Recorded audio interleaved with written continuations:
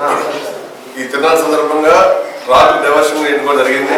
ఏంటంటే సతమల దగ్గర జంక్షన్ కానించి వినుకొండ కృష్ణాపేట ఇసుకపేట ఒంగోలుకు చెన్నై డైవర్షన్, అదేవిధంగా మన రణగోని జంక్షన్ దగ్గర డైవర్ట్ పాయింట్ ఒకటి వాళ్ళు రోజు అద్దెకి మీద దర్శిపోయే వెహికల్స్ కూడా కంటిన్యూగా హైవే ఒంగోలు వైపు డైవర్ట్ జరుగుతుంది.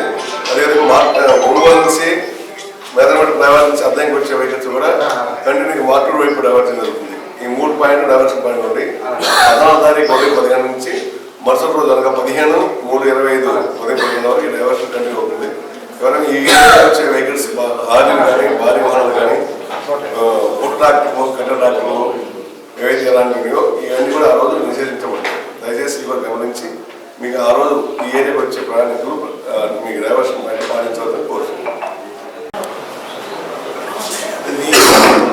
పెద్ద ఈవెంట్స్లో ఒకటి మీ అందరికీ తెలుసు, మన ఉమ్మడి ప్రకాశం జిల్లాలో అన్నిటికంటే పెద్ద తిరణాలు ఏంటంటే సింగరకొండ తిరణాలు. ఆల్రెడీ నేను 3 సార్లు చేసి ఉన్నాను. యాజ్ ఏ సబ్ ఇన్స్పెక్టర్గా ఇక్కడ చేశాను. నేను ఇప్పుడు డిఎస్పీ ర్యాంక్లో వచ్చాను. మధ్యలో 15 సంవత్సరాల గ్యాప్ ఉంది. అప్పటికి ఇప్పటికీ చాలా మార్పులు జరిగింది. జనాభా పరంగా కానీ లేకపోతే ట్రాఫిక్ పరంగా కానీ చాలా మార్పులు జరిగాయి. కాబట్టి అందరూ కూడా కోఆర్డినేషన్తో చేస్తేనే ఇది బాగుంటుంది. ఇది మెయిన్ ట్రాఫిక్ సంబంధించిన ఇష్యూ మనకి ఎప్పుడు ట్రాఫిక్ సంబంధించి ఆ ట్రాఫిక్కి సంబంధించిన ఇష్యూ మేమంతా మాట్లాడుకుని కోఆర్డినేట్ చేసుకుని చేస్తాము. నెక్స్ట్ ఇప్పుడు మన ఈఓ గారు ఉన్నారు, ఈఓ గారు ఉన్నారు కాబట్టి ఆయనకి చిన్న రిక్వెస్ట్ ఏంటంటే మనకంతా ఏంటంటే టెక్నాలజీ పరంగా మనం చూస్తూ ఉండాలి. సీసీ క్యామ్స్ కంపల్సరీ అయిపోయింది. గవర్నమెంట్ రూల్ను పెట్టింది ఏంటంటే టీటీడీ మన తిరుమలలో స్టాంపేడింగ్ జరిగిన దగ్గర నుంచి ఇది మాండేటరీ చేశారు. అన్ని చోట్ల కూడా సీసీ క్యామ్స్ పెట్టాలి. అట్లాగే డ్రోన్ యూజ్ చేయమని చెప్పేసి అన్నారు. కాబట్టి ఇది మాండేటరీ, దీనికి లేదు అన్నారు లేదు. కాబట్టి ఈఓ గారికి మేము టెంపుల్ తరఫున రిక్వెస్ట్ చేసేది ఏంటంటే సీసీ క్యామ్స్ అనేది ప్రతి ఏరియాలో ప్రతి చోట కూడా సీసీ క్యామ్స్ మనం ఏర్పాటు చేసుకోవాలి. అలాగే డ్రోన్ అంటే మనం వాచ్ చేస్తూ, ఎందుకంటే దానికి ఒక కంట్రోల్ రూమ్ పెడతాం. సీసీ క్యామ్స్ వల్ల డ్రోన్ వల్ల ఏంటంటే ఎక్కడ ఏం జరుగుతుంది, ట్రాఫిక్ ఎక్కడ ఆగిపోతుంది ఏంది అనేది మనం తెలుసుకుని ఇమ్మీడియట్గా అటెండ్ అయ్యే అవకాశం ఉంటుంది. కాబట్టి ఈఓ గారు అది ఏర్పాటు చేయాలి. ఎందుకంటే మనకి చాలా లాంగ్ స్ట్రెచ్ ఉంది. కాబట్టి ఆ లాంగ్ స్ట్రెచ్ అంతా మనకు కవర్ కావాలి. తర్వాత మొన్న కూడా చిన్నగంజాము తిరణాల ఆర్డీఓ గారి అద్దరిలో కూడా చేసాము, బాగా చేసాము. మెయిన్ ఏంటంటే కంట్రోల్ రూమ్ ఒకటి ఏర్పాటు చేయాలి. చాలామంది చిన్నపిల్లలు వాళ్ళు తప్పిపోయారని వచ్చేవాడు.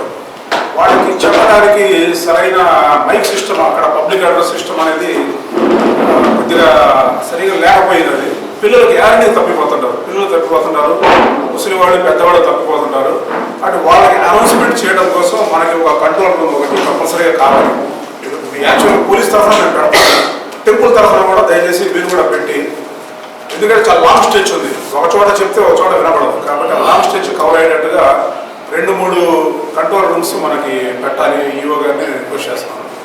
అట్లాగే మెయిన్ మీ అందరికీ తెలుసు ట్రాఫిక్తోనే ప్రాబ్లం. ఈ ట్రాఫిక్తో మనకు ఒక ప్రాబ్లం ఏంటంటే ఎక్కడ షాప్స్, తిరణాలు అనగానే షాప్స్ కానీ రకరకాల అమ్యూజ్మెంట్కి సంబంధించినవి వస్తాయి. అవన్నీ కూడా మనం మార్కింగ్ ఇస్తాము. వాళ్ళు ఏం చేస్తుంటారంటే ఆ మార్కింగ్ దాటి ముందుకు వస్తారు. అంటే వాళ్ళు కూడా ముందుకు జరుగుతూ ఉంటారు. దానివల్ల వెహికల్ పోవడానికి, మనుషులు పోవడానికి ఇబ్బందికరంగా ఉంటుంది.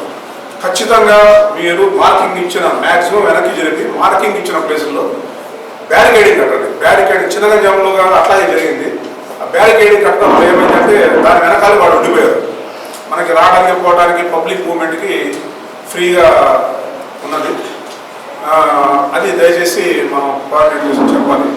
అట్లాగే ఫైర్ డిపార్ట్మెంట్, ఫైర్ సార్ ఎవరున్నారు, ఫైర్ ఆఫీసర్ చూడండి. అంతా ఇప్పుడు ఎండాకాలం వచ్చేసింది, లాంగ్ స్ట్రెచ్. ఇప్పుడు కోట తిరణాలలో దాదాపు 7-10 దాకా ఫైరింగ్ చేసి వచ్చిన్నాయి. అక్కడ దానికి తగ్గ రీతిలో మనం కూడా ఏర్పాటు చేయాలి. మనం ఒకరిద్దరు ఉండాలి, ఏదైనా ఉంటాం సార్ అంటే కుదరదు. దయచేసి మీరు కూడా ఏంటంటే full fledged staff with equipment 3-4 ప్లేసుల్లో కావాలి. టెంపుల్ ఇక్కడ కావాలి, పైన కావాలి, ఆ గ్రౌండ్లో కూడా కావాలి.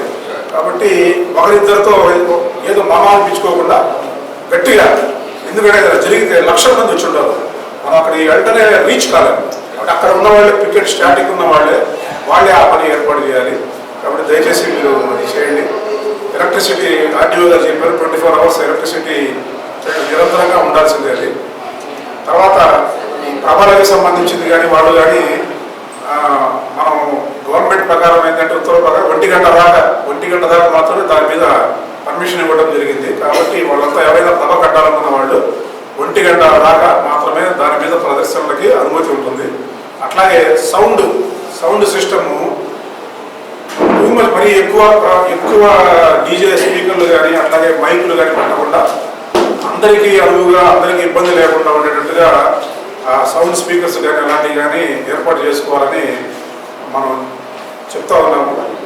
అట్లాగే అందరూ కూడా ప్రభలకు సంబంధించిన వాళ్ళందరూ కూడా పర్మిషన్ తీసుకోవాలి.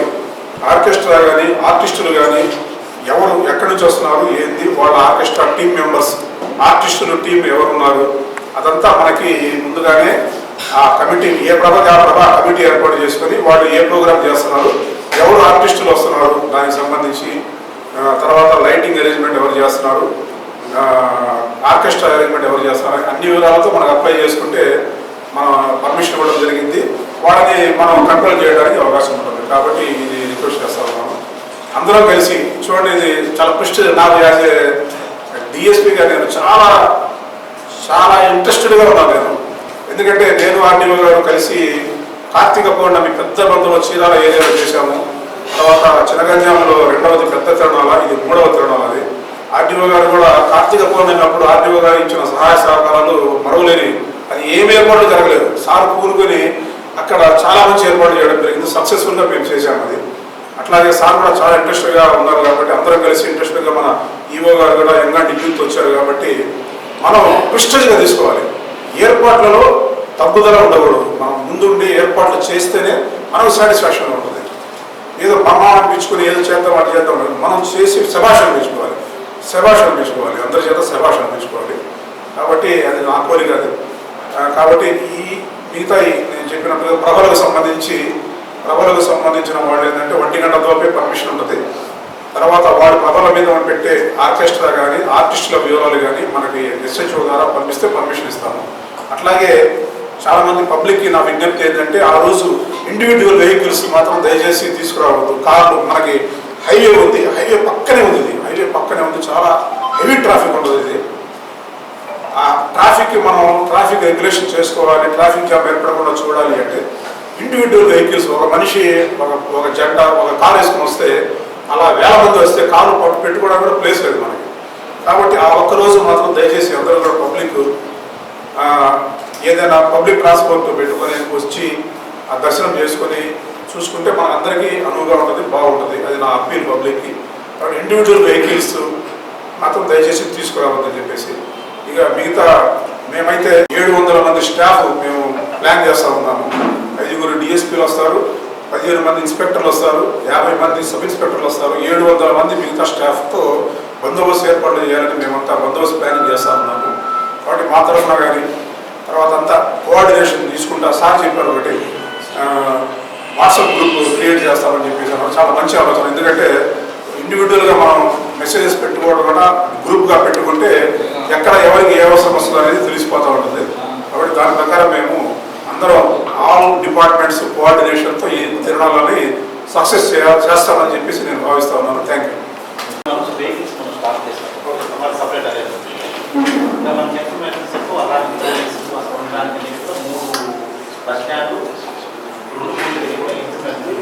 గారికి మాకందరికి కూడా మంచి కోఆర్డినేషన్ అందరికీ. సో ఎక్కడైనా కూడా ఆయన మంచి ఫ్రెండ్లీగా ఉంటుంది అందరితో కూడా. సో దాని ప్రకారం లోకల్ సిఐ కానీ ఎంఆర్ఓ ఎండిఓ మన అసిస్టెంట్ కమిషనర్ గారు కూడా అందరూ ఇప్పుడు మనము ఏదైతే మనం ఈరోజు డిస్కస్ చేసుకుంటామో ఈరోజు కోఆర్డినేషన్ మీటింగ్లో 11th afternoon మనం ఈరోజు డిస్కస్ చేసినట్టుగా అన్నీ కూడా ఇంప్లిమెంట్ చేసామా లేదా, ఆ రోజుకి ఎక్కడ మనము ఆ రోజు విజిట్ ఉంటుంది. మళ్ళీ విజిట్ అంటే ప్రతి ఒక్క పాయింట్ డిఎస్పీ గారు నేను అసిస్టెంట్ కమిషనర్ అందరూ విజిట్ చేస్తాం. అక్కడ ఆ రోజు మనం ఈరోజు ఏదైతే డిస్కస్ చేసుకొని ఫైనలైజ్ చేస్తామో అవన్నీ కూడా ఆ రోజుకి మనం పొందుపరచాలి. మనము సంసిద్ధంగా ఉండాలి. ప్రిపేర్డ్ అరేంజ్మెంట్స్ ఈరోజు డిస్కస్ చేస్తాము, ప్రిపేర్డ్ అవ్వాలి ఆ రోజుకి. ఏది 11th afternoon అంటే 12th మార్నింగ్ స్టార్ట్ అవుతాయి కాబట్టి 11th మనము ప్రిపేర్డ్గా ఉండాలి. సో ఏదైతే ఈరోజు డిస్కస్ చేసుకున్నామో దాంట్లో ఏది మనకి ఎవరైతే డిపార్ట్మెంట్ వైజ్ మీరు ప్రొసీడింగ్స్ ఎవరెవరు డ్యూటీ అలాట్ చేస్తారు వాళ్ళు రెస్పాన్సిబుల్ ఆఫీసర్ ఫోన్ నెంబర్ అన్నీ ఆల్ డిపార్ట్మెంట్ ఏదైతే డిస్కస్ చేసుకున్నాం. Sanitation point, information centre, sir చెప్పినట్టు మనకు ఒక రెస్పాన్సిబుల్ ఆఫీసర్ వాళ్ళని మనం ఇదవుతాము. ఆ ఎమర్జెన్సీ ఆఫీసర్ ఎవరైతే మనకు రెస్పాన్సిబుల్ ఆఫీసర్ ఏదైనా ఇబ్బంది అయితే మనం కోఆర్డినేట్ అవుతాం కంట్రోల్ రూమ్ నుంచి. కంట్రోల్ రూమ్ టోటల్గా మన డిఎస్పీ గారు వాళ్ళ సంరక్షణలో ఉంటుంది. ఎక్కడ ఏ ఇబ్బంది అయినా వాళ్ళు తీసుకుంటాం. ఓకేనా? థ్యాంక్ యూ అండి. Thank you. Vehicle parking places కొన్ని పెట్టారు.